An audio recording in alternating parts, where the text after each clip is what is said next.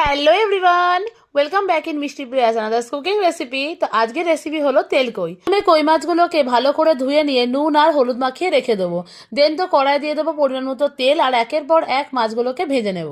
এক পিঠ ভাজা হয়ে আসলে উল্টো পিঠ দিয়ে ভালো করে ভেজে নিয়ে তুলে নেব। তেল কই বানানোর জন্য কই মাছগুলোকে বেশ লাল লাল করে ভেজে নিতে হবে। এদিকে মিক্সিতে আমি পেঁয়াজ, আদা, রসুন, টমেটো, শুকনো লঙ্কা ভালো করে পেস্ট করে নিয়েছি। দেন তো কড়াইতে দিয়ে দেবো পরিমাণ মতো তেল, তাতে দিয়ে দেবো কালো জিরে ফোড়ন। ফোড়ন হয়ে আসলে বেটে রাখা মশলাটা কড়াইতে দিয়ে দেবো। বেটে রাখা মশলাটা কড়াইতে দিয়ে দেওয়ার পর তারপরে দেবো 1 চামচ জিরে গুঁড়ো, 1 চামচ হলুদ গুঁড়ো আর 1 চামচ নুন আর 1 চামচ লঙ্কা গুঁড়ো। দেন তো সব কটা গুঁড়ো মশলাকে মশলার সাথে ভালো করে কষিয়ে নিয়ে তেল ছেড়ে আসলে দিয়ে দেবো পরিমাণ মতো জল। এখানে আপনারা যেরকম জল দিতে চান সেরকম দিতে পারেন, আমি এখানে অল্প দিয়েছি। গ্রেভিটা একটু ফুটে আসলে ভাজা মাছ দিয়ে ভালো করে একটু ফুটিয়ে নিয়ে নামিয়ে নেব। আজকের রেসিপিটা তোমাদের কেমন লাগলো অবশ্যই কিন্তু কমেন্ট করে জানিও। আর তোমাদের কাছে যদি কোনো রেসিপি থাকে অবশ্যই কিন্তু আমাদের সাথে শেয়ার করো। Thanks for watching, bye bye.